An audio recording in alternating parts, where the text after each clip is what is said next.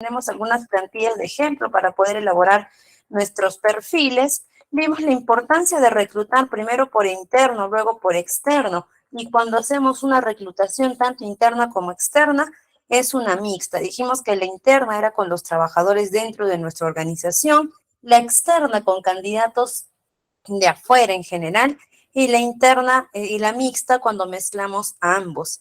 Vimos la oportunidad laboral, las convocatorias de puesto, y nos quedamos acá en la selección del personal, en la que vimos la importancia de aplicar las pruebas psicológicas en esta parte del proceso. ¿Para qué? Para que yo pueda contratar una persona que se adapte al perfil de mi puesto de trabajo y que también se adapte al clima organizacional que ya existe dentro de mi organización.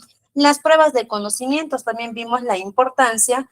¿Por qué? Porque hasta el momento nosotros conocemos al candidato de papel y lápiz, todo lo que nos ha puesto, pero también tenemos que cerciorarnos por nosotros que tiene por lo menos un conocimiento básico o una buena base en cuanto a lo que va a ejecutar en su puesto de trabajo. Y la entrevista, vimos la importancia que tenía la entrevista, porque era ya la parte final, ¿no? Y si vimos algunos ejemplos de qué sí debemos preguntar, qué preguntas se hacen en las entrevistas hoy en día como si fuese ya algo estructurado, pero que en sí no ganamos nada, ¿no?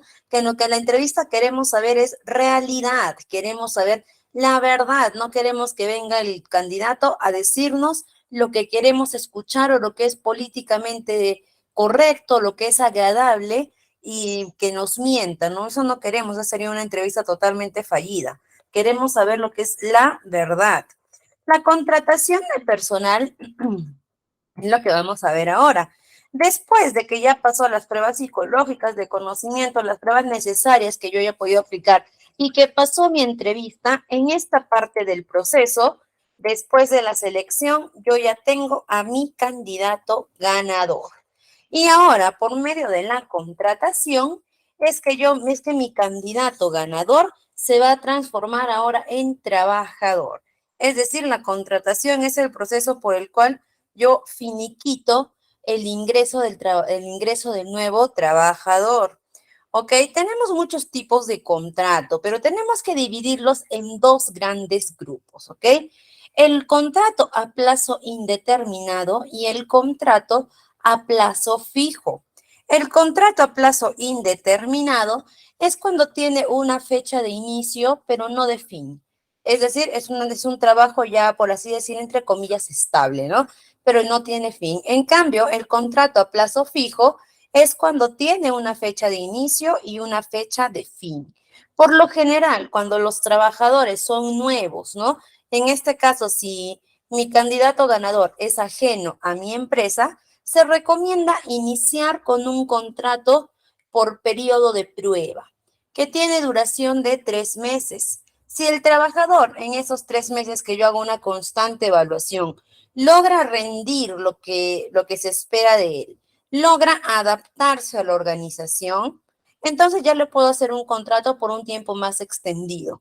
Pero si en alguna parte de mi proceso de selección yo fallé, hubo un error y no es la persona adecuada, en esos 3 meses tengo la oportunidad de poder agradecer por sus servicios y seguir buscando a la persona adecuada. Por eso se recomienda siempre iniciar por este periodo de prueba en el contrato de trabajo.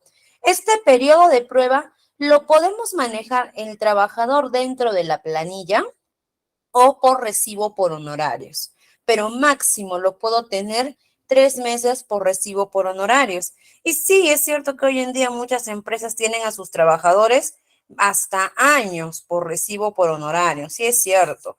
Que lo hagan no significa que sea correcto, ¿ok? No es correcto. Yo solo puedo tener a un trabajador máximo 3 meses por recibo por honorarios, que es precisamente esto, sus 3 meses de prueba. Entonces, ¿qué más nos dice el contrato de trabajo? En el tipo indeterminado es solo ese. En los contratos a plazo fijo tenemos varios tipos de contrato que cuando toquemos el tema, me parece que es relaciones laborales, que es nuestra quinta sesión, vamos a ver a más profundidad los tipos de contrato de trabajo. Acá las vamos a mencionar que pueden ser por obra o servicio, trabajo a término fijo, contratación de término indeterminado, contrato de aprendizaje, contrato temporal, ocasional o accidental, ¿no? Cuando hacemos una contratación para suplir este periodo de descanso de gravidez, para suplir vacaciones, todo ello, ¿no? Entonces, el contrato de trabajo. ¿Quiénes pueden firmar un contrato de trabajo? Lo tenemos que tener en cuenta en esta parte del proceso. Así yo los vaya a tener por recibo, por honorarios, los 3 primeros meses, sí o sí tengo que hacerles redactar un contrato, aunque sea un documentito simple, pero sí o sí tengo que tener contrato de trabajo. Para empezar, el contrato de trabajo puede ser físico o verbal, escrito o verbal, puede ser de ambas formas, ¿ok? Se recomienda siempre que sea, que sea el contrato escrito, aunque sea un documento no muy detallado, aunque sea un documento simple, con una redacción simple, se recomienda tener el contrato por escrito, ¿no? ¿Por qué? Porque tenemos que tener en cuenta que los contratos verbales, al carecer de una evidencia física, no van a tener validez legal, ¿ok? Tienen validez durante el periodo de trabajo para el cumplimiento de funciones, pero al carecer de una evidencia física, no va a haber validez legal. Por ello, siempre vamos a recomendar que sean físicos, ¿ok? De repente, ustedes acuerdan con sus trabajadores de que la jornada de trabajo va a ser 8 horas diarias, ¿no? Y el trabajador agarra y empieza a venir menos horas, se retira de la empresa y exige la jornada, exige el pago completo. Y si es que llegamos a alguna instancia como Ministerio de Trabajo, me van a decir lo primerito, el contrato de trabajo. No lo tengo porque fue verbal. Listo, a mí nada me consta cuál fue su acuerdo verbal entre ustedes. No tengo ninguna evidencia. En cambio, en el contrato físico, acá sí estaban las cláusulas. El trabajador firmó, yo firmé, había mutuo disenso, es decir, los dos estábamos de acuerdo. Siempre se recomienda que sea por escrito. ¿Y quiénes lo pueden firmar? Tiene que ser una persona mayor de edad. En el caso de contar con menos, actualmente en el Perú la mayoría de edad es 18 años. En el caso de contar con menos edad, tiene que estar legalmente emancipado, ¿ok? Y un mayor de 16 años y menor de 18 años puede firmar si tiene autorización de sus apoderados. Es decir, yo puedo contratar a un menor de 16 años, 17 años, por todas las de la ley, con su contrato, todo, pero tengo que tener la autorización de su apoderado o su tutor legal. Y por último, los extranjeros también pueden firmar su trabajo siempre y cuando su legislación sea aplicable. Acá en el Perú, ¿qué les pedimos a los trabajadores extranjeros para poder firmar un contrato con ellos? Que tengan un permiso temporal de permanencia y un permiso de trabajo. Tienen que tener esos dos requisitos para que ellos puedan firmar un contrato y poder ingresarlos a planilla. Las características principales que tiene que tener este contrato. El título del contrato del trabajo al puesto que se está dando. Tenemos que identificar claramente las partes, ¿ok? Es decir, la parte empleadora será el nombre de la empresa representado legalmente por el nombre del representante y en la parte del trabajador, que a nosotros como recursos humanos es básico tener esa información real, incluso si es posible corroborar la información que estamos recibiendo, nombres, apellidos, obviamente con copia de DNI, domicilio real, ¿ok? Siempre en los contratos de trabajo colocamos el domicilio real. De repente yo estoy firmando mi contrato de trabajo en Lima, pero me sale en el DNI de la persona que es de Cajamarca y tengo su dirección de Cajamarca, ¿ok? Esa dirección de Cajamarca en cualquier problema que pueda haber, en cualquier emergencia que yo requiera hacer llegar información o algo, yo no voy a poder fiarme de la dirección de Cajamarca. Tendré que buscar cuál es su dirección real a la fecha de la firma del contrato y si es posible verificar. ¿Qué más? Enumeran los términos y condiciones, donde vamos a poner principalmente las funciones para qué se le está contratando, los términos, las condiciones de trabajo, ¿ok? Todo ello lo vamos a poner de la manera más detallada que se pueda. También va a ser describir las responsabilidades laborales, los detalles de la compensación. Tengo que establecer su sueldo. En este caso, nosotros para el sueldo tenemos dos sueldos, ¿ok? ¿Usted le podría El volver a sueldo bruto, disculpe su pantalla porque creo que está ¿no se minimizada? nota en la pantalla? Sí, vuelva a compartir, por favor. A ver, a ver. Yo sí la veía. Ya está. Ojalá que todos pueden ver, ¿me pueden confirmar? Sí, ahora Sí sí. se ve. Ya está. Seguimos entonces. Los detalles de la compensación. Nosotros manejamos sueldo bruto y sueldo neto.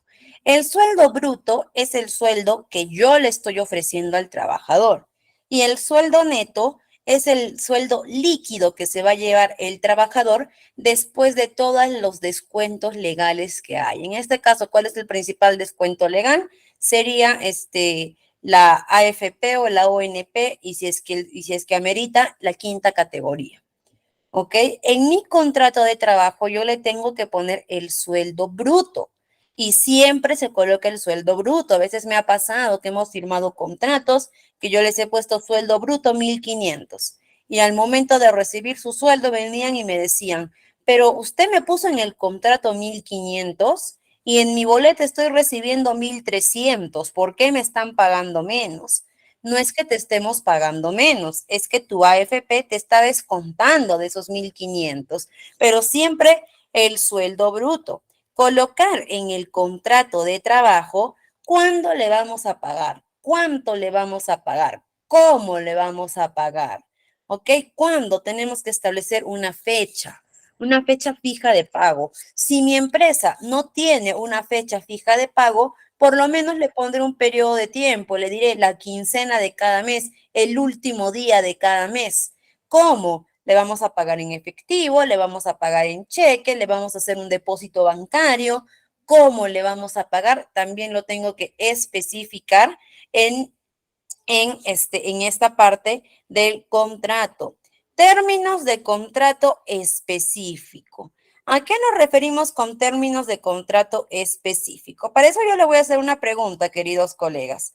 Yo, ¿puedo trabajar en dos lugares al mismo tiempo y estar en planilla en los dos lugares? ¿Sí o no?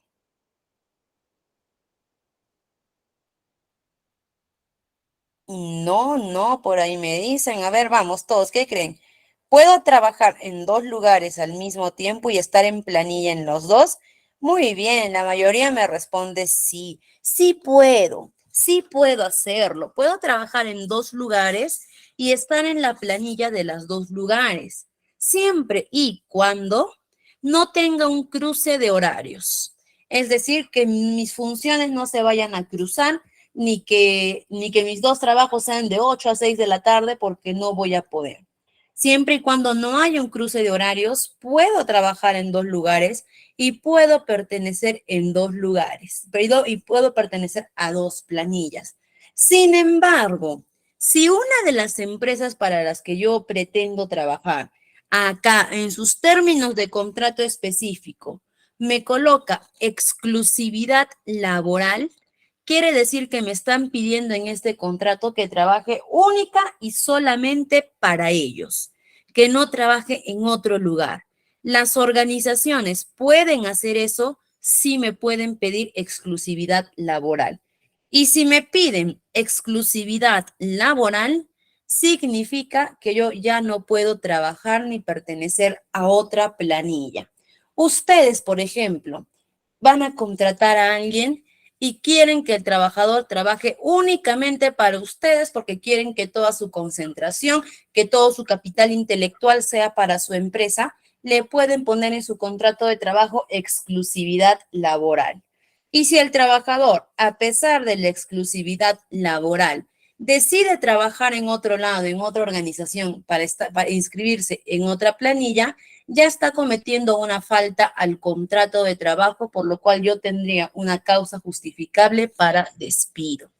¿Ok? Me dicen, ¿no hay problema aparecer en dos planillas? No, tú puedes aparecer en las planillas que gustes, siempre y cuando tus horarios de trabajo no se vean no se entreveren entre ellos. Lógicamente, el máximo que yo voy a poder va a ser 2 trabajos al mismo tiempo, 2 que sean de tiempo completo o uno que sea tiempo completo y otro part-time. Más de eso tampoco no voy a poder. ¿Y cómo se hace para los seguros? Normal. De mis 2 sueldos, de mis 2 planillas, me descuentan de los 2 sueldos para mi AFP, todo se va a mi AFP. Si me están pagando las 2 empresas es salud. Mis dos aportes los agarra es salud. No hay ningún problema. ¿En el contrato fijo debe decir de manera específica el sueldo bruto? Sí. Tiene que estar el sueldo bruto, no el sueldo neto, el sueldo bruto de cuánto va a ganar. ¿Ok? Listo. ¿Se puede asegurar 2 veces a los hijos? Sí. Si las 2 aseguradoras van a salud y los hijos son menores de edad, los 2 cogen el seguro. No hay problema de eso. Salud, al contrario, salud, entre más aportaciones de más planillas que tengan, reciban ellos más felices. La atención va a ser una sola, ¿no? Va a ser única. Pero sí, yo no hay ningún problema. Si estoy en 2 planillas, normal, yo puedo aportar, normal. Mi empleador puede aportar cada uno de salud por su lado. No significa que si estoy en 2 planillas, uno va a aportar el salud y el otro ya no. No, cada uno hace su aporte por separado. ¿Ok? Entonces, de estas son las características principales del contrato. Y ahora nos vamos a la inducción del personal. Es decir, ya hice mi perfil de puesto, ya recluté a mis candidatos, ya tengo mi candidato ganador, ya lo contraté y ahora vamos a la inducción. Son 3 pasos para hacer una inducción adecuada. La inducción general, en la que yo le voy a hablar ahora a mi nuevo trabajador, porque ya no es un candidato, ahora es mi nuevo trabajador. Yo le voy a dar acá inducciones generales de aspectos de la organización, como las políticas que tenemos en la empresa, el código de ética que manejamos, un reconocimiento del área, el reglamento interno que tenemos en la organización, todo ello, ¿no? Dentro de esta inducción general, también le haré su inducción a la seguridad y salud en el trabajo. Ahora, ¿no? Que hemos retornado a la presencialidad después del COVID, cuáles son las políticas que tenemos para el COVID, es decir, todo lo general a la organización, todo. Y después él pasará una inducción específica. Esta inducción específica es supervisada por recursos humanos, pero ya no está a cargo de recursos humanos. Nosotros, recursos humanos, nos encargamos de la inducción general. Es decir, el trabajador al puesto que vaya, ¿no? Donde vaya, yo le voy a dar la información general de la empresa que todos debemos saber y que todos conocemos. En cambio, en la inducción específica, aunque yo la superviso, aunque yo la controlo, ya no va a estar a mi cargo, sino que va a estar a cargo de su jefe inmediato, su gerente inmediato, su supervisor inmediato, que le van a dar una inducción que ya es netamente en base a su puesto de trabajo, netamente a sus funciones, ¿no? Si yo estoy contratando un personal para manejo de maquinaria pesada, yo le puedo dar toda la inducción general, políticas de la empresa, presencialidad en COVID, seguridad y salud en el trabajo de manera general, código de ética, reconocimiento del área, yo se la puedo dar como recursos humanos. Pero yo como recursos humanos no le voy a decir, esta es la maquinaria que utilizamos, la vas a agarrar así, vas a manejar así. No, porque no me corresponde, no es mi ámbito, yo no sé cómo hacerlo. De eso se tendrá que encargar la persona que ya sabe usar, que ya sabe cómo hacerlo. Entonces, ¿puedo supervisarlo? Sí. ¿Puedo verificar que se dé de manera adecuada? Sí, pero ya no es netamente en mí, por así decir, ya no me compete a mí hacerlo. Y la evaluación, donde evalúo que haya habido captación de aprendizaje, ¿no? Que lo puedo hacer desde un examen muy sencillo como preguntas, que lo puedo hacer por una evaluación visual, por una evaluación de entrevista. No necesariamente tengo que hacerle un examen de preguntas y que me responda. Puedo hacer de muchas maneras la evaluación, siempre y cuando me asegure que haya habido captación de aprendizaje, es decir, que haya entendido y aprendido lo que se ha hecho. Y por último, tenemos la última etapa, que es la que nos toma más tiempo de todas, que es el seguimiento de personal, que ya es la última. En esta etapa del seguimiento de personal, lo que vamos a hacer es evaluar al trabajador, básicamente.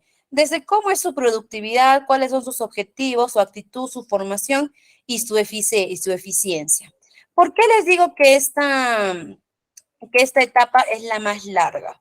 Porque esos 3 meses del periodo de prueba son los que yo voy a tener que estar evaluando constantemente para ver si es la persona indicada para el puesto de trabajo.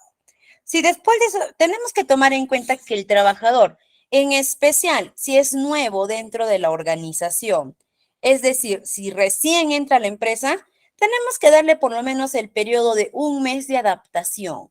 ¿Cómo se va adaptando a la empresa? ¿Cómo se va acomodando al clima que tenemos, a la cultura que tenemos, a sus compañeros de trabajo? Todo 1 mes yo no le voy a poder exigir ya resultados, eficiencia, eficacia, productividad, porque está en 1 mes de transición, está en 1 mes en el que se está adaptando.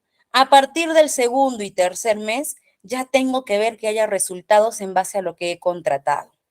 Y en caso de que por A o B no se dé, que el trabajador no dé la talla, que el trabajador demuestre que no hay conocimientos necesarios, que no estaba preparado o capacitado para el puesto, no es culpa del trabajador, no es culpa de él, es culpa nuestra. Significa que acá, en alguna parte de este proceso, me he equivocado. Voy a poder identificar qué parte me he equivocado para poder corregirla, ya no. Si me equivoqué en una de estas partes, lamentablemente voy a tener que volver a empezar desde el inicio. ¿Ok? Y en ese proceso en el que voy a volver a empezar y voy a empezar a corregir cada uno de ellos, ahí sí me voy a dar cuenta en qué me equivoqué para poder volver a contratar a la persona que sí es la ideal para el puesto. Y eso tenemos que tener muy en claro, colegas, que muchas veces cuando contratamos una persona que no es para el puesto, que no está a la altura del puesto que pedimos, culpamos al trabajador. Decimos, no, no sabe nada, que por gusto ha postulado, si sabe que era para una jefatura, ¿por qué postuló sin saber esto? No es culpa del trabajador en absoluto. El trabajador, él ha pasado por un concurso con demás competidores y ha ganado. Los culpables somos nosotros por no haber sido detallosos de repente en la entrevista de trabajo. De repente en la entrevista no obtuve la información necesaria, de repente dejé mi entrevista fluyó para escuchar todo lo que yo quería escuchar, lo bonito, pero no busqué verdad en sus respuestas. De repente no apliqué una prueba de conocimientos verdaderamente buena. De repente apliqué preguntas muy abiertas, preguntas muy sencillas, muy fáciles. De repente en la prueba psicológica omití la prueba psicológica o no la analicé como debería. De repente en la elaboración del perfil de puesto puse funciones de manera muy general y no especifiqué qué es lo que yo quería exactamente. En el reclutamiento, de repente tuve un reclutamiento muy limitado solamente a cierto sector y debía abrir más mi reclutamiento para que me llegaran más candidatos.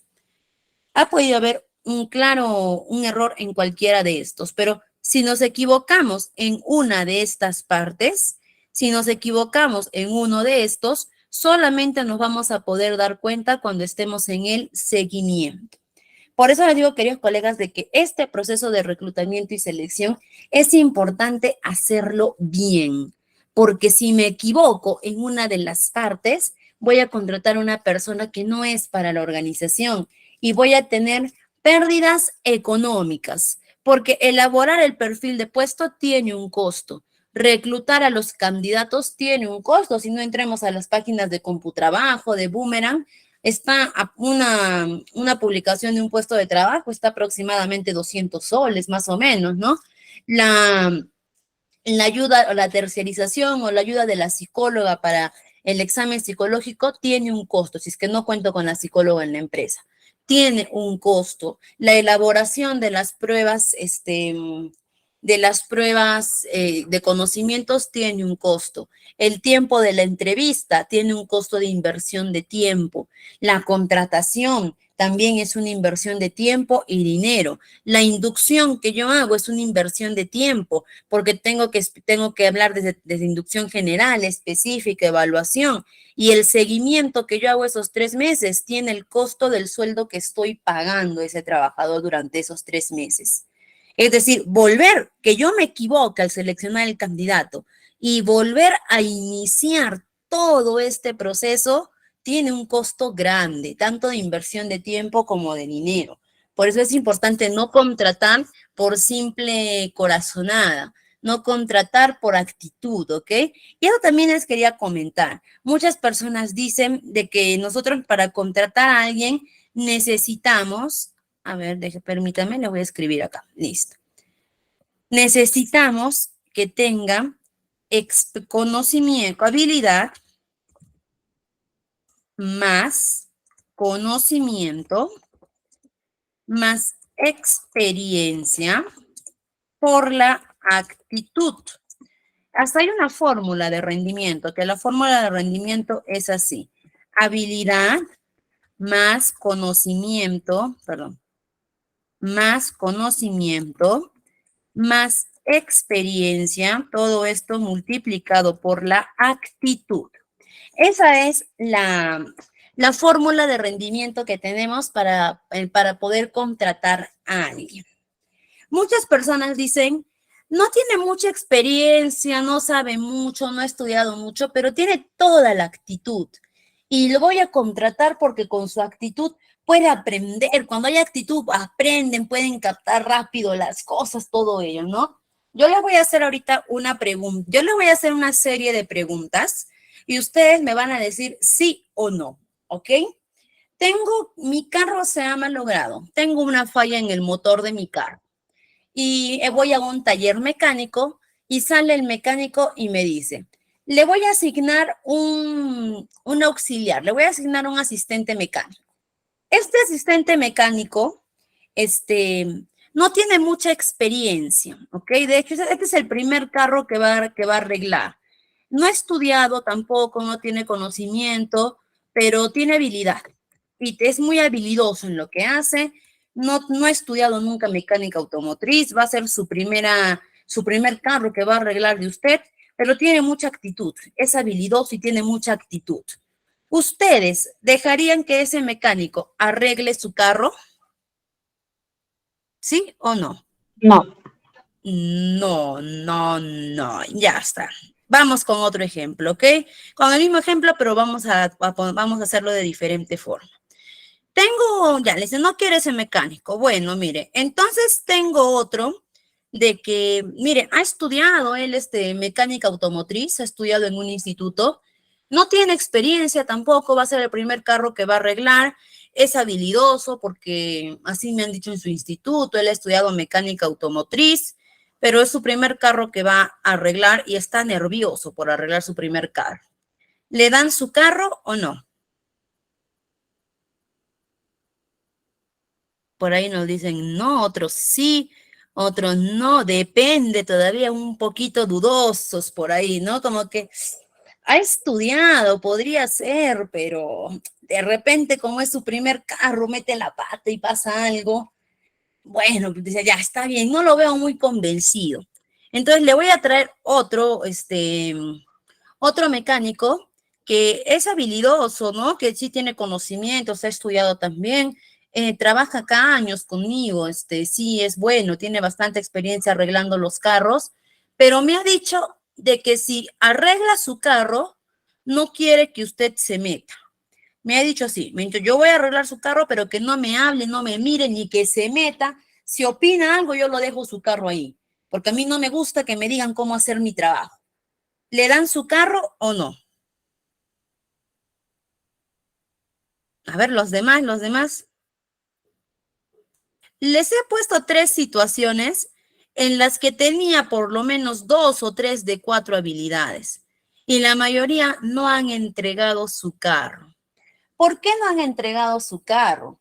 Porque es necesario que sea una persona con habilidad para que pueda arreglar su carro. Ya está.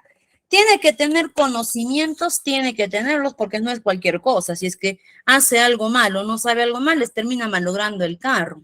Experiencia, sí, porque les he puesto personas con habilidad, que han estudiado, que tienen la actitud de querer hacerlo, pero me han dicho no tiene experiencia, entonces no.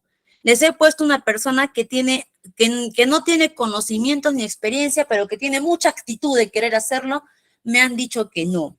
Ustedes, para poder entregar su carro, quieren una persona que tenga habilidad, conocimiento, experiencia y actitud.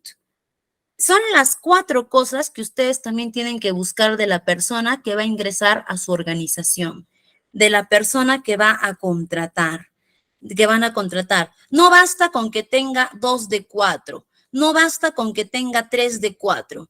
Tiene que tener 4 de 4 para yo poder contratar. Y ese es el error en los que muchos jefes caen, en el que dicen, no tiene mucho conocimiento, tiene estudios truncos de repente, no tiene mucha experiencia, pero tiene actitud y por eso lo contrato. Puede que sí, puede que con solo la actitud pueda desarrollarse más adelante, pueda aprender, pero esa persona que yo la estoy contratando porque tiene actitud, pero no tiene mucha experiencia, habilidad o conocimiento, al final, si es que no rinde, si es que no puede, si es que no da la talla, yo no le puedo reclamar nada. Yo no le puedo exigir porque yo fui muy consciente que contraté a una persona que tenía 1 de 4. Y lo que nosotros tenemos que buscar al final de todo nuestro proceso es que tenga 4 de 4. Así es como yo voy a asegurarme que esa persona sí sea para el puesto de trabajo. Habilidad. ¿Cómo compruebo la habilidad? Mediante la prueba psicológica. Conocimiento, mediante la prueba de conocimientos. Experiencia, mediante su selección de CV y referencias comprobadas. Y actitud, mediante la entrevista. Estos 4 yo los puedo comprobar durante todo mi proceso de selección. Va a depender únicamente de mí hacerlo de manera correcta. Y hasta aquí, colegas, hemos llegado con con reclutamiento y selección. Ahora vamos a trabajar lo que es legislación laboral. Permítanme un momentito, por favor. Listo. Vamos a trabajar lo que es... Ay, la verdad es que a mí no me gusta mucho trabajar con PDFs porque... Vamos a ver, presentar, ¿ok? Voy a tener que salir, ya está. Muy bien, vamos a trabajar ahora lo que es legislación laboral. ¿Qué es la legislación? Vamos a ver primero, vamos a ver nuestro temario, que vamos a tener acá adentro. Desde conceptos, las características de la legislación, los distintos tipos de régimen laboral en el Perú, los derechos de los trabajadores y los deberes de los trabajadores. Es todo lo que vamos a trabajar el día de hoy en este módulo. Empecemos rápidamente por qué es la legislación laboral. Cuando nosotros escuchamos la palabra legislación, inmediatamente se nos viene a la cabeza leyes. Y por ahí de repente se nos puede venir algún pensamiento, leyes es de abogados. Entonces, ¿eso lo deben ver los abogados, los encargados de leyes? No. Esta legislación laboral lo tiene que ver toda la organización. Todo aquel que tenga un puesto de trabajo, que tenga una responsabilidad dentro de su organización, tiene que saber por lo menos lo mínimo, lo básico de legislación laboral, porque yo tengo que conocer dónde estoy parada. Y todos los trabajadores, sea cual sea su área, su función, su responsabilidad, su profesión, están regidos bajo esta legislación laboral. Por lo tanto, es una obligación de todos los que trabajamos, seamos independientes, seamos dependientes de una organización, estamos en el puesto que estemos, es nuestra obligación conocer la legislación laboral en la cual estamos parados. Entonces, por legislación laboral en el Perú, entendemos el conjunto de leyes y normas que regulan las relaciones de los trabajadores. Y más que todo la legislación laboral regula la relación entre la parte empleadora y la parte de los trabajadores, ¿no? ¿Por qué regula esa relación? Porque la legislación laboral se encarga de establecer cuáles son los derechos del empleador y del trabajador y cuáles son los deberes del empleador y del trabajador. No confundamos con que solamente el trabajador tiene derechos y la empresa tiene deberes, no. Los dos tienen derechos y los dos tienen deberes y están regulados dentro de la legislación laboral. Y acá vamos a ver algunas características. Tenemos dos características, ¿ok? Tenemos el derecho laboral individual y colectivo. El derecho laboral individual es el que tiene cada trabajador como persona única, ¿no? Yo soy trabajador, tengo derecho a un salario, a descanso, a vacaciones, a todo ello. Y colectivo es cuando los trabajadores tienen derecho de manera grupal. Yo les pregunto a ustedes, cuando los trabajadores se agrupan para formar algún tipo de institución u organización, ¿cómo se llama esa organización en la que los trabajadores se agrupan? Yo sé que ustedes saben. Muy bien, perfecto.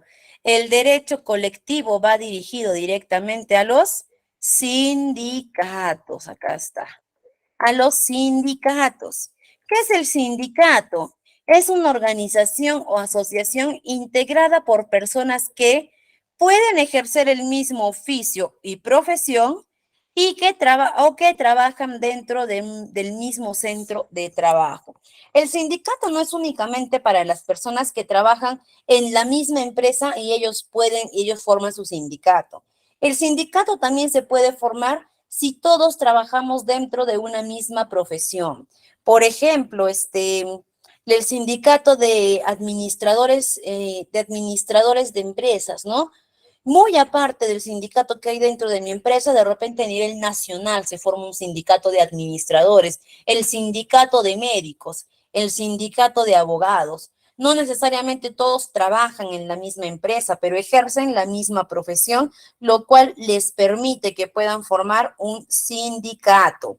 ¿Cuál es la función de ese sindicato? Es proteger y defender los derechos de los trabajadores ante cualquier entidad o ante cualquier entidad que ellos sientan que puede estar vulnerando sus derechos o que haya algún conflicto, controversia, ¿ok?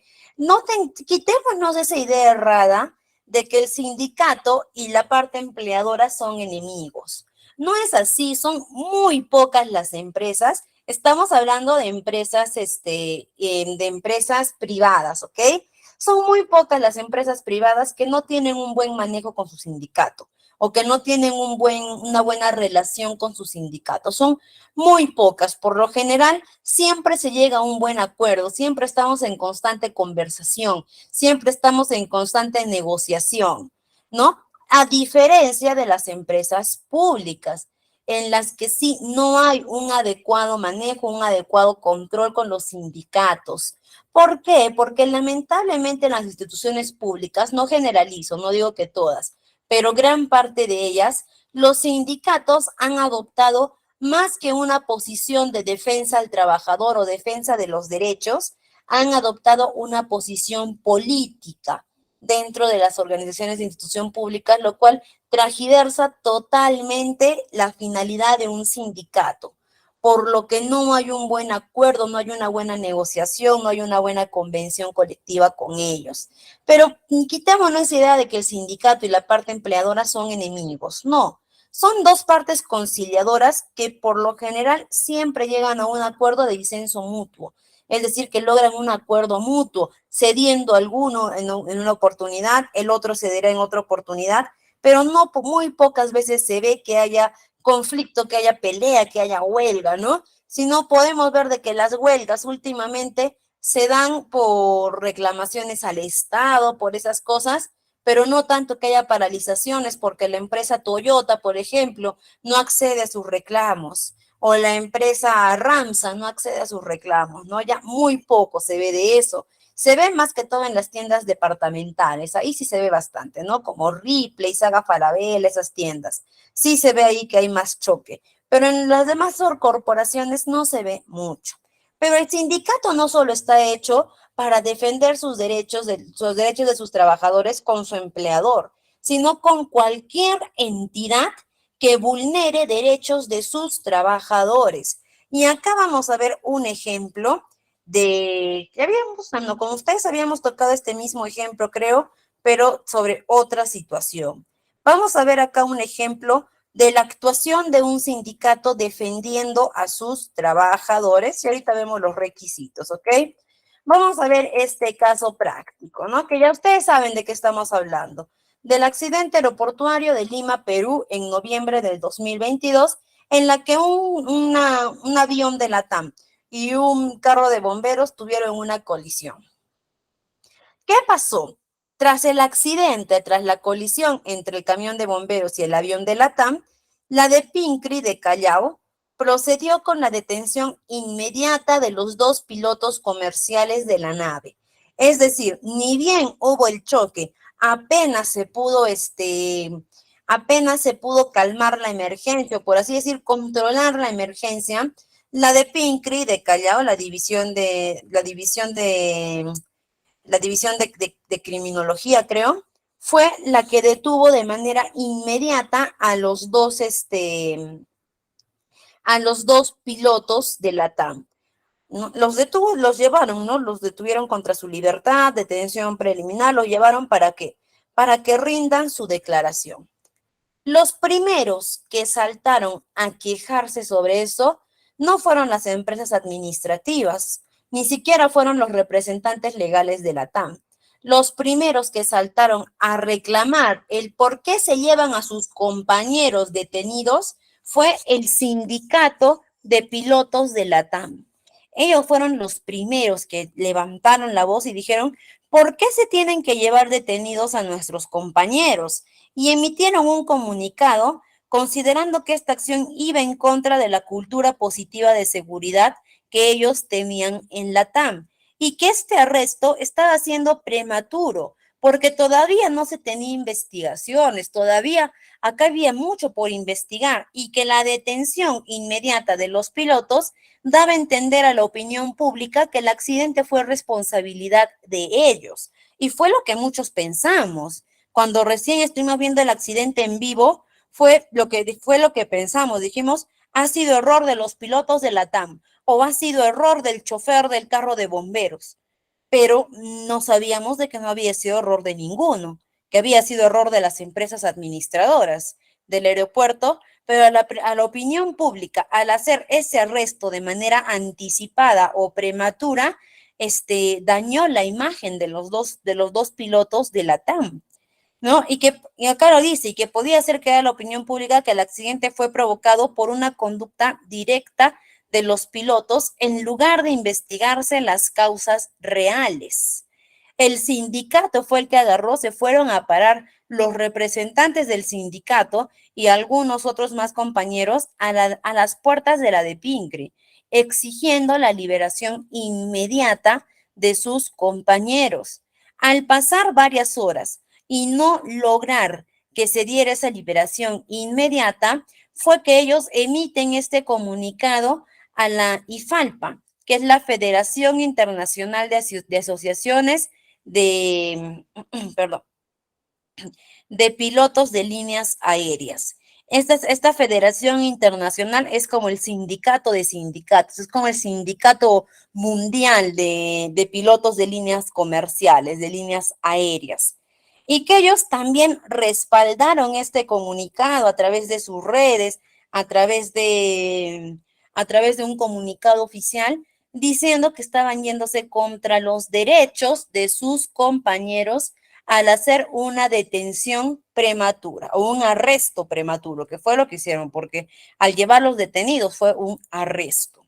¿Qué opinan ustedes? ¿Que hicieron bien o no en llevar a los pilotos, detenerlos de manera inmediata? ¿Qué opinan ustedes?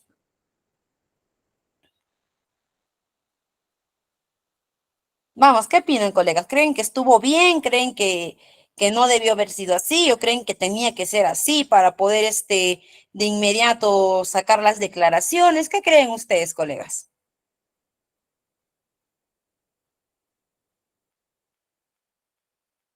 Vamos, colegas, los leo, opinamos.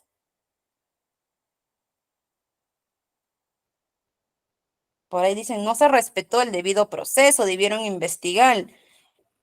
Yo creo que está mal, debieron investigar primero. Muy bien, por supuesto, colegas, que estuvo mal. Estuvo muy mal en hacer eso, no tanto ni siquiera porque primero debieron investigar o algo. Está bien que la de Pinky quiera tomar la declaración de manera inmediata, que quieran tener la información fresquita, como se dice, ¿no? Para sus investigaciones.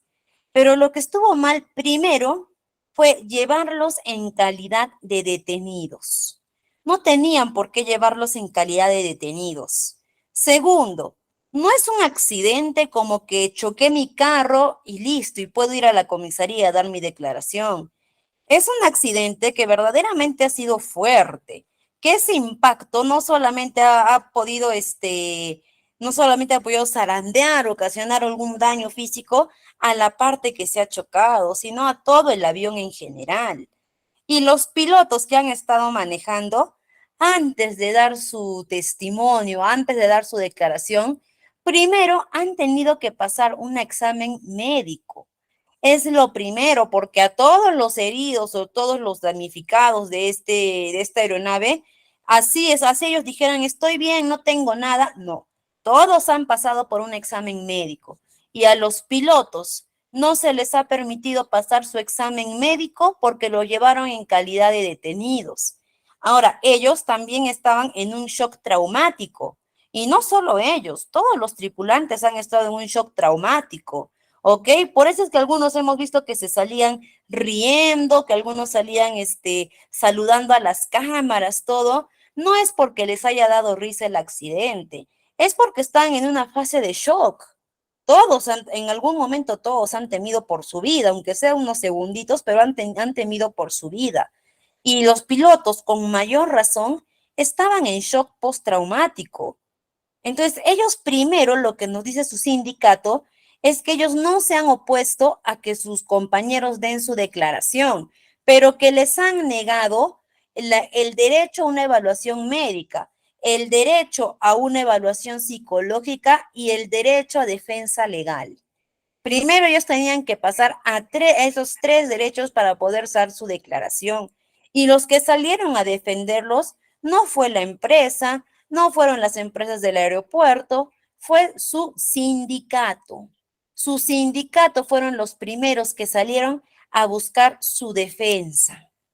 ¿Ok? Entonces acá vemos que el accionar del sindicato es hacer defender los derechos que tiene el trabajador, pero no solamente ante su empleador, no solamente ante su jefe inmediato, sino ante cualquier institución que vulnere los derechos de sus trabajadores. Y eso es lo que hace un buen sindicato. Es por eso que el sindicato de la TAM tiene muchísima admiración y es uno de los más grandes del Perú. Y es uno de los que tiene más inversión económica, esos sindicatos, y lo demuestran porque en esta actitud han demostrado ser un buen sindicato. ¿Cuáles son los requisitos para constituir un sindicato? Los trabajadores primero deben convocar a una asamblea general, aprobar el estatuto y elegir una junta directiva. La junta directiva debe estar conformada por al menos un presidente, un secretario, un tesorero y un vocal. Y debe tener como mínimo 20 trabajadores afiliados al sindicato. Es decir, un sindicato no puede tener menos de 20 integrantes, incluyendo su junta directiva. Es por eso que una empresa que tenga menos de 20 trabajadores no puede formar un sindicato. O una empresa que tenga 20 trabajadores, pero que de los 20 no todos quieran formar el sindicato, que solo 15 quieran sindicato y otros 5 no, tampoco van a poder formar un sindicato porque tienen que tener al menos 20 integrantes dentro del sindicato. ¿Y qué pasa si en la empresa laboran menos de 20 trabajadores o no todos quieren afiliarse o no llegamos a la cantidad de personas afiliadas? ¿Nos quedamos sin representantes? No. Podemos elegir 2 delegados que representen ante su empleador y el Ministerio de Trabajo con las mismas prerrogativas que las organizaciones sindicales. Es decir, si en mi organización no llegamos a los 20 trabajadores sindicalizados, puedo elegir 2 delegados que ellos nos van a representar como lo haría un sindicato ante nuestro empleador o el Ministerio de Trabajo. Ahora, tenemos que entender la diferencia entre los dos delegados y los sindicatos. los sindicatos cobran por así decir, cobran un monto por afiliación y una aportación. Es decir, yo no pertenezco al sindicato gratis, yo tengo que hacer mi aporte mensual al sindicato. ¿Cuánto es? Dependiendo lo que el sindicato establezca. Algunos ponen 5 soles, otros ponen 20 soles, otros ponen un porcentaje del sueldo dependiendo cuánto gane cada uno, el 1%, el 5%, el 6%, dependiendo de cada uno, ¿no? Por lo general, es un monto relativamente bajo, no es tampoco como que el sindicato te descuenta 50, 60 soles, no. Casi nunca suele pasar de 20 soles, dependiendo de qué tan grande sea el sindicato. Pero ¿por qué este sindicato exige una aportación y para eso hay un tesorero? ¿Por qué lo exige? Porque el sindicato tiene que manejarse con recursos propios. No es como que el sindicato va a agarrar y va a decir, ¿sabe qué, empleador? Mañana vamos a entrar en huelga. ¿Usted cree que nos pueda dar unos 3,000 soles para llamar a prensa, comprar cartelones, carpas para nuestra huelga? La empresa en la vida les va a dar eso, ¿no? Entonces el sindicato se maneja con recursos propios. Ellos hacen su propio financiamiento.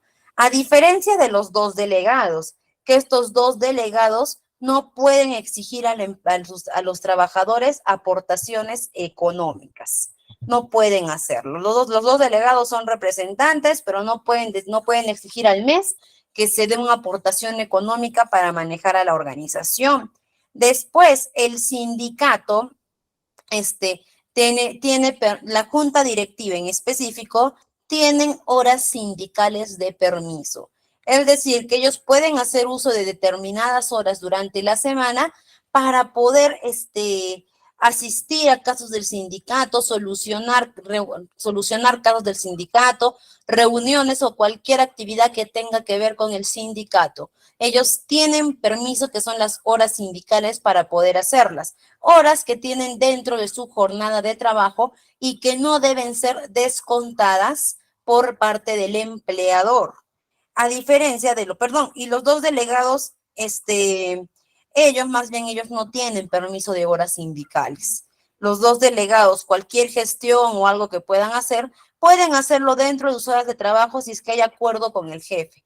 Pero si el jefe decide denegarles las horas, no pueden reclamar, no pueden exigir, porque el permiso es por horas sindicales y los dos delegados no son un sindicato. Ok, esas son las diferencias entre los dos. La afiliación de los trabajadores, ya sabemos que debe ser trabajador de la empresa o si no es un sindicato dentro de una organización, tiene que tener el oficio comprobado para poder pertenecer a ese sindicato. No formar parte del personal de dirección o desempeñar cargos de confianza del empleador, salvo que el sindicato lo permita. ¿Ok? Si el sindicato dice que sí, puede entrar, pero por lo general el sindicato no permite que entren personas de dirección o cargos de confianza, porque precisamente es con ellos con quien tienen que hacer negociaciones, es con ellos con quien tienen que presentar sus pliegos de reclamo, llegar al acuerdo, ¿no? Y solo podemos afiliarnos a un sindicato dentro de nuestra organización. Si hay 2, 3, 4 sindicatos, tendré que escoger solo uno. Me afilio cuando desee y me puedo desafiliar cuando yo guste. No significa que si entro, que si escojo un sindicato, ya me tengo que quedar para siempre en ese sindicato. No. Yo entro al sindicato cuando yo guste y me puedo desafiliar cuando yo desee. El sindicato, la junta directiva, no puede impedir el ingreso de un trabajador al sindicato. Es decir, de repente la junta directiva me tiene en bronca, no me pasan o algo, ellos no pueden decir, ella no nos cae, no la aceptes en el sindicato. Tienen que aceptar a todos los trabajadores que deseen afiliarse, salvo que yo ya pertenezca a otro sindicato. Ahí sí me pueden denegar mi ingreso al sindicato, pero si no pertenezco a ningún sindicato y quiero unirme a no me pueden negar, no me pueden decir, no, lo siento, ya no hay vacantes, ya no puedes entrar. El sindicato no puede cerrar sus puertas a ningún trabajador. Ahora vamos a ver, hasta acá hemos visto lo que es el derecho legal y el derecho individual y el derecho colectivo. Y ahora vamos a ver lo que son las los tipos de legislación laboral, específicamente en Perú. Sé que en varios países se manejan de igual manera, pero al menos en Perú nosotros tenemos más de 39 tipos de régimen laboral. Vamos a tocar los que más se suelen ver o los que son más comunes cuando hablamos de empleo laboral. ¿Ok? Vamos a empezar por el régimen general, que es el que la mayoría de empresas maneja, que es el que la mayoría de empresas tiene, ¿ok? Que es conocido también como, o mejor dicho, que esta ley de trabajo está aprobada por el Decreto Legislativo 728, como ya sabemos, que regula las relaciones de los trabajadores individuales y de los empleadores. En este régimen general, nos dice que la jornada de trabajo de los trabajadores que estén bajo este régimen es de máximo 8 horas diarias y 48 horas semanales. Sin embargo, dentro de este decreto legislativo 728 o régimen general, también contempla los trabajadores part-time.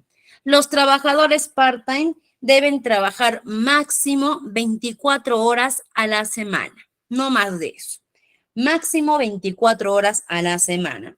A diferencia del pero el trabajador part-time puede trabajar máximo 8 horas diarias y máximo 24 horas a la semana. El trabajador en jornada completa, máximo 8 horas diarias y 48 horas semanales. En el caso de la remuneración, los trabajadores de tiempo completo no pueden ganar menos de la remuneración mínima vital, que hoy en día es 1.025 soles. Es decir, yo no puedo contratar a alguien con menos de ese sueldo.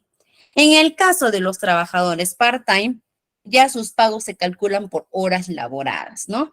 O la mitad del sueldo mínimo, dependiendo de cuánto esté laborando el trabajador. Régimen general, trabajadores tiempo completo. Tienen derecho a un descanso semanal de 24 horas corridas. ¿Ok? ¿Qué significa? De que yo a la semana, preferentemente los domingos, pero yo a la semana tengo un día libre, es decir, 24 horas seguidas para poder descansar. Nada de que el lunes vas a trabajar mediodía y el otro mediodía te queda libre. El martes igual, trabajas mediodía y el otro mediodía te queda libre y ya miércoles, jueves, viernes, sábado y domingo vienes a trabajar normal porque ya tu día de trabajo está completo. No, no. El descanso tiene que ser un día completo, 24 horas completas, preferentemente el día domingo. Si es que no es el día domingo, ya es con previo acuerdo con el empleador. Y 30 días de descanso vacacional. Después de cumplir un año laborando en el régimen general, me corresponde al año, cumplo un año, al día siguiente ya tengo derecho a pedir mis 30 días de vacaciones. En el caso de los trabajadores part-time del régimen general, no tienen derecho a vacaciones, no tienen derecho a vacaciones. Estos 30 días de descanso vacacional son solo para los trabajadores de tiempo completo. El pago de beneficios sociales en el régimen general me corresponde el pago de mi CTS, me corresponde el pago de mis gratificaciones, me corresponde el pago de liquidación de servicios. Y en cuanto a las contribuciones, corresponde que se me haga mi descuento de AFP u ONP, según sea el caso, y mi empleador tiene que aportar el 9% de mi sueldo bruto a E-Salud. Eso de E-Salud, el pago de E-Salud no nos lo descuentan a nosotros. El pago de salud no nos descuentan de nuestro sueldo. Eso es un aporte que aparte del sueldo que nos paga el empleador, él paga también eso a E-Salud. ¿Ok? Hay mucha confusión. A veces que creen que salud también nos descuentan a nosotros. No. Eso lo paga el empleador. Esto es del régimen general. Hasta acá. ¿Tenemos alguna pregunta sobre el régimen general?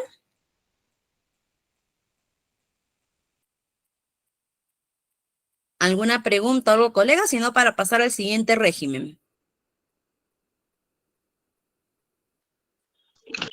Sí, buenas noches. Es lamentable que muchas empresas evaden responsabilidad en cuanto a cancelar el seguro de su trabajador. Hay trabajadores que han sufrido la decepción de que cuando han necesitado el servicio de salud se han encontrado con que la empresa no les ha cancelado ese servicio. Muy bien. Hoy en día, es salud. Si es que mi empresa me ha registrado en salud, ¿ok? Y mi empresa se ha demorado en los pagos o o no ha abonado los pagos, salud ya no está denegando el servicio. Tú vas, igual te atiendes, igual te brindan el servicio. Pero ese servicio que tú estás brindando, que tú estás recibiendo, tiene un costo. Y ese costo, salud, lo va a cargar directamente a la empresa como costo de atención particular. ¿Ok? Es decir, al final tu empresa va a tener que pagar todo lo que tú te has hecho atender, lo va a tener que pagar como costo, como como costo de atención particular. Esa factura no te va a llegar a ti, le va a llegar a la empresa. Sí es cierto que antes había ese problema de que iban y decían, no ha pagado su empresa, no le podemos brindar la atención, ¿no? Pero a raíz después del COVID, salió eso de que salud, ante las empresas que estaban demoradas en el pago, no podían denegar la atención a los trabajadores. Sin embargo, si es que están los pagos incumplidos, la salud le va a cargar esos montos directamente a la empresa a través de la SUNAT. Ahora, si es que vamos un día y nos deniegan la atención, significa porque de repente nos han retirado de la planilla sin avisarnos, que lamentablemente pasa eso. Lamentablemente hay empresas que están tan informalizadas que deciden retirar al trabajador de la planilla, emitirle boletas falsas. Para eso siempre hay un sistema en el que ustedes, si están bajo planilla, pueden verificar si verdaderamente están dentro de esa planilla, ¿ok? Déjenme ver si por acá tengo el link. A ver. Sí, acá lo tengo. Es un aplicativo de la SUNAFIL, se los voy a mandar por acá por el chat, en el que ustedes siempre pueden estar verificando si aún continúan en su planilla, con sus datos personales. Pero hoy en día salud ya no puede denegar la atención por incumplimiento de pago, porque igual ellos van a recuperar el dinero cargando esos costos directamente a la organización. Ahora pasamos a lo que es el régimen MIPE, de la micro y pequeña empresa. ¿Ok? Este régimen micro, primero tenemos que especificar que la microempresa es aquella empresa que sus ventas anuales tienen como monto máximo 150 UITs. ¿Ok? Actualmente, a este año, la UIT es 4.950 soles, casi ya 5.000 soles. Actualmente eso es la UIT. Y en la pequeña empresa, sus ventas anuales tienen que ser superior a las 150 UITs y no más de 1.700 UITs. Así es como diferenciamos cuál es una microempresa y una pequeña empresa. Ahora, vamos a ver cómo se da, cuáles son los beneficios en el caso de la micro y pequeña empresa, que se van a dar cuenta que va a variar a diferencia del régimen general. En ambos casos, los dos, ya sea micro o pequeña empresa, no pueden ganar menos de la remuneración mínima vital. No pueden ganar menos de eso. Su jornada de trabajo igual, máximo 8 horas diarias y 48 horas semanales.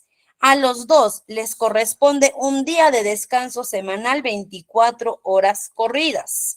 Ok, nada de que estamos dividiendo tu descanso en 2 días, no. 24 horas corridas. En el caso en ambas ya no tienen 30 días de vacaciones, tienen 15 días de vacaciones anuales. Es decir, cumplen el año de servicio y les corresponde 15 días de descanso vacacional anual. A diferencia del régimen general que tienen 30, acá tienen 15. En el caso de la micro y de la pequeña empresa. Acá empezamos con las diferencias. Los trabajadores de la microempresa no tienen derecho al depósito de CTS. microempresa no tiene derecho al depósito de la CTS y los trabajadores de la pequeña empresa sí tienen derecho a la CTS, que equivale a medio sueldo por año de servicios. ¿Ok? Es decir, cumplen un año, están trabajando más de un año. Corresponde que yo les deposite su CTS, pero su CTS va a ser medio sueldo. De lo que ganan, medio sueldo. Más adelante, ya creo que la próxima sesión vamos a ver lo que es la CTS, lo que es la CTS, las gratificaciones, ahí vamos a poder entender un poquito mejor. Pero la microempresa no tiene derecho a la CTS, la pequeña empresa sí tiene, pero equivale a medio sueldo. Las gratificaciones.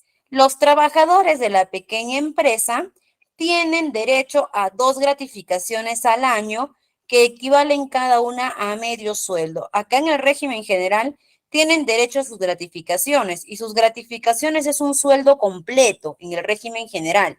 En el régimen de la pequeña empresa, sus gratificaciones son medio sueldo, no es sueldo completo, es medio sueldo. Y la microempresa no tiene derecho a gratificaciones. Los trabajadores que están en la microempresa no reciben gratificaciones. Los trabajadores de la microempresa pueden afiliarse a ESSalud o al SIS familiar subsidiado. Es decir, el seguro que va a aportar mi empleador, si en caso de que yo estoy en la microempresa, él puede decidir si me afilia a ESSalud o si me afilia al SIS laboral subsidiado. Puede elegir cualquiera de los dos, ¿ok? En cambio, los trabajadores de la pequeña empresa sí o sí deben afiliarse a ESSalud. Igual en régimen general, siempre tiene que ser ESSalud, pequeña empresa ESSalud, y la microempresa pueden hacer aportes a ESSalud o pueden integrarlos al SIS familiar, que es subsidiado por el Estado. Vamos a ver. Acá, una consulta, Miss. Si la empresa paga ESSalud y el colaborador paga a EPS, ¿tengo derecho a atenderme por ESSalud? No pierdo ese derecho. Se atiende por ESSalud, pero ya no va a ser gratuito. A usted va a tener que pagar. Si su EPS, supongamos que tiene un porcentaje, si su EPS es 100% subsidiada, se puede atender también en ESSalud 100% subsidiado, es decir, no pagan nada. Si su EPS indica que usted tiene que pagar el 30% de la atención, cuando vaya a ESSalud también tiene que pagar ese 30% de ESSalud. ESSalud, para los que tienen EPS, inmediatamente se convierte como en una clínica más. Una clínica más que le va a cobrar lo mismo que le cobraría la otra clínica. A la pregunta siguiente de Liz. A ver, ¿puedo atenderme por dos seguros puedo atenderme por los dos seguros en caso de emergencia? Si es que tenemos una EPS, o si es que tienen una EPS, pueden atenderse en cualquier clínica, en el seguro, donde ustedes gusten, ¿no? Si es una emergencia, si es su EPS, pueden ir a la clínica, como también pueden ir a salud, pero al ser la EPS, van a pagar a ESSalud el mismo porcentaje que el que pagarían a una clínica. ESSalud se convierte automáticamente como una clínica para ustedes. Si tengo solo ESSalud, ahí sí ESSalud es totalmente gratuito. ¿Ok? Entonces, hasta acá estamos viendo, ¿no? Que hay diferencia entre el régimen MIPE antes de pasar, definitivamente hay diferencia entre el régimen general y el régimen MIPE. Y dentro del régimen MIPE estamos viendo una clara diferencia entre la microempresa y la pequeña empresa. Si nos damos cuenta, la microempresa casi no tiene ningún beneficio. Si nos damos cuenta, no recibimos gratificaciones, no recibimos ETS. En el caso de ambas, sí, de la micro y de la pequeña empresa, cuando yo deje de elaborar, me corresponde, sí, liquidación de beneficios. Ahí sí me corresponde mi liquidación de beneficios en las dos. Miss, ¿en qué régimen aplica de mi consulta? A ver, colaborador paga EPS. A ver, una consulta, Miss. Si la empresa paga ESSalud, de acá está su consulta, y el colaborador paga EPS, ¿tengo derecho a atenderme en el régimen general o en el régimen pequeño?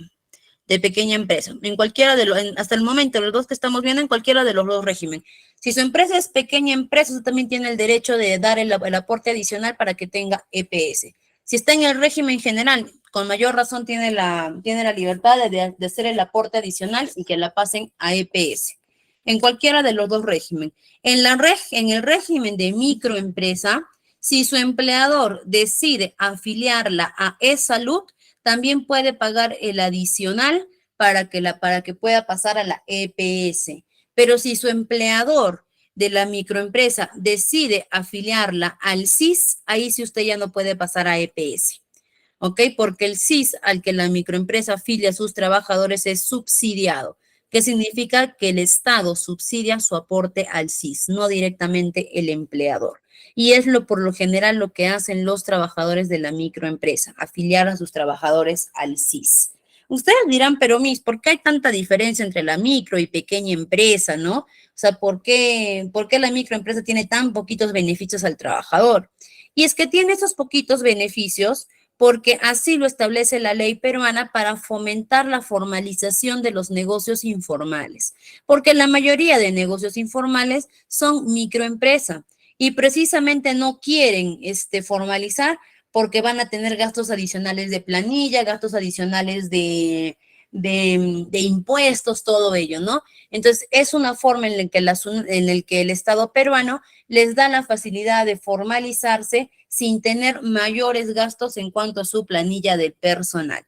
Eso ya queda a criterio de cada uno, en que si creemos si está bien, si está mal, si corresponde, no corresponde. Si nosotros ponemos desde nuestra opinión de recursos humanos, nos parece que es un abuso el régimen de microempresa, pero de repente desde el punto de vista de los empleadores de microempresa es una gran ayuda para ellos, ¿no? Ahora vamos a ver el régimen de construcción civil. Este régimen de construcción civil tiene las mismas características que podría tener en el contrato uno del régimen general, solo que en el T-registro sí tenemos que especificar que es del régimen de construcción civil. Este régimen tiene sus particularidades porque ya tienen un sueldo establecido de acuerdo a legislación. Y para eso vamos a ver las categorías que tenemos dentro de este régimen de construcción civil. Tenemos los operarios, que en esta categoría están incluidos los que son maquinistas, mezcladores, albañiles, carpinteros, fierreros, pintores, electricistas, gasfiteros, plomeros. Pero ellos, ¿por qué los decimos operarios? Porque ellos han tenido que ser calificados con una especialidad en el ramo. Es decir, ellos han tenido que llevar estudios o una especialidad o una carrera técnica para poder ser considerados operarios, ¿ok? Los que desempeñan esta misma función de pintores, electricistas, gasfiteros, plomeros, albañiles, pero que no tienen los estudios, que no tienen la especialización, son los ayudantes o los auxiliares del operario, que son los que trabajan en esa misma función, pero en calidad de auxiliares porque no han alcanzado la calificación plena en la especialidad o no tienen alguna carrera que involucre esta especialidad. Y por último, los peones, que son los trabajadores que no han sido calificados, o sea, es decir, no calificados que no hayan sido aceptados, sino que no han pasado por una calificación, una especialización y que son ocupados en distintas tareas de la industria, ¿no? Que prestan sus labores en menor responsabilidad. Tenemos estas tres categorías: operarios, ayudantes y oficiales. Ellos ya tienen su sueldo establecido. Su sueldo del operario es 80.50 soles diarios. Ellos trabajan 6 días a la semana. Es decir, de esos 6 días a la semana, ellos ganan 80.5 por 6. El oficial gana 63.15 soles diarios. Y el peón, 56.8 soles diarios. Estos montos, como les dije, ya están establecidos. Estos montos ya están fijos. Lo que sucede es que tienen un periodo de vigencia. Estos montos han tenido un periodo de vigencia desde el 1 de junio del 2022 hasta el 31 de mayo del 2023. Es decir, ahorita, en un mes, estos montos van a tener que cambiar porque van a entrar en un nuevo periodo de vigencia desde el 1 de junio del 2023 hasta el 31 de mayo del 2024. De repente van a aumentar, de repente van a disminuir, de repente se van a conservar. Lo más probable es que aumenten.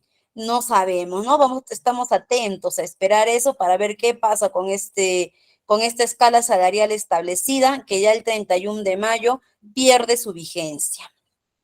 Beneficios que reciben los trabajadores del régimen de construcción civil. Muy aparte de sus sueldos, ellos pueden recibir una bonificación unificada por construcción, más conocido como el BUC, y la bonificación por alta especialización, más conocido como el BAE.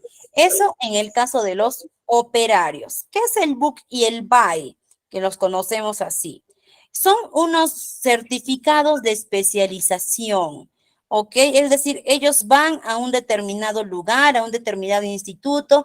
El instituto, por ejemplo, a nivel nacional, que más se ha encargado de dar esos cursos de especialización del BUC y del BAE, es Senati, por ejemplo, ¿no? Ellos son los que más se han encargado de dar esas especializaciones del BUC y del BAE. Ellos van, llevan su especialización, presentan su especialización y les corresponde un bono por el BUC y por el BAE. Tienen una compensación vacacional igual al año de servicios, 30 días, el descanso semanal obligatorio y días feriados. Aquí les hago un pare y les comento. Los días feriados para cualquier tipo de régimen que hemos tocado hasta acá, este régimen de construcción civil, es decir, el régimen general, el régimen de la micro y pequeña empresa y de la construcción general, sus días feriados son de descanso. No pueden obligarlos a trabajar. Si ustedes deciden no trabajar en el feriado, no pueden sancionarlos o descontarles nada. No pueden obligarlos a trabajar. Muy diferente es si ustedes aceptan trabajar en su día feriado, que ya les corresponde el pago adicional por trabajar en feriado. Eso sí es con aceptación de ustedes, pero si ustedes deciden no trabajar, no pueden obligarlos. ¿Qué más? Las gratificaciones. Acá sí las gratificaciones cambian. Recuerden, el régimen general, su gratificación era un sueldo completo. En el régimen de la pequeña empresa era medio sueldo. Acá, en fiestas patrias, es 40 jornales básicos dependiendo de la escala salarial que tenga. Es decir, si es operario, su gratificación será 40 veces 80.5, ¿ok?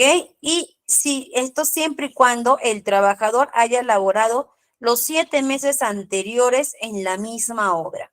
¿Qué quiere decir? Si el trabajador ha laborado en la misma obra los meses de enero, febrero, marzo, abril, mayo, junio y julio, 7 meses, le va a corresponder los 40 jornales básicos. Si el trabajador lleva 3 meses, 2 meses, 4 meses trabajando en la misma obra, también le va a corresponder una gratificación, pero ya no completa, es decir, ya no los 40 jornales básicos, sino que ya le corresponderá fraccionado. Y para Navidad también le corresponde 40 jornales básicos si el trabajador ha laborado los 5 meses anteriores a la Navidad. Es decir, si ha trabajado el mes de agosto, septiembre, octubre, noviembre y diciembre en la misma obra, si ha trabajado los 5 meses, le corresponderán sus 40 jornales básicos. Si ha trabajado menos de ello, no le corresponde, pero fraccionado, es decir, de acuerdo a la cantidad de meses que haya trabajado. Les corresponde una asignación por fallecimiento. Esto es una asignación, ojo, por fallecimiento del trabajador, no de familiar, sino del trabajador. Esta es una asignación que no tenemos que confundir con indemnización o algo, ¿no? El trabajador muy bien ha podido fallecer de distintas causas, no necesariamente un fallecimiento durante su servicio, pero eso depende del presupuesto que tenga la obra. No hay un monto fijo. Por lo general no es mucho, suele ser 1.500, 1.800 soles, dependiendo del presupuesto de la obra, pero no confundir esta asignación con una indemnización. Una indemnización es totalmente distinto y a veces corresponde como a veces no. Y les corresponde su compensación por tiempo de servicios calculada igual que el régimen general. Hasta acá. ¿Tenemos alguna duda sobre el régimen de construcción civil? ¿Alguna duda o algo? Muy bien, queridos colegas. Vamos a ver, régimen minero. Muy bien. Vamos a trabajar el día de hoy hasta aquí, porque no quiero pasar al régimen, nos queda 5 minutos de clase. No quiero pasar al régimen minero y al derecho de deberes trabajadores y hacerlo rapidito, en 5 minutos, una explicación flash para cumplir con el tiempo, ¿ok? Ya es poquito lo que nos falta de este módulo, régimen minero que lo podemos hacer, y los derechos y deberes de trabajadores. En estos 5 minutitos, queridos colegas, ¿alguien tiene alguna duda sobre los temas que hemos tratado, una duda en general, para que podamos responder en estos 5 minutitos alguna pregunta o algo?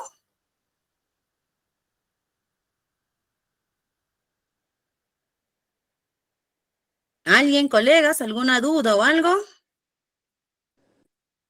Sí, docente, buenas noches. ¿Me Buenas logra noches. escuchar?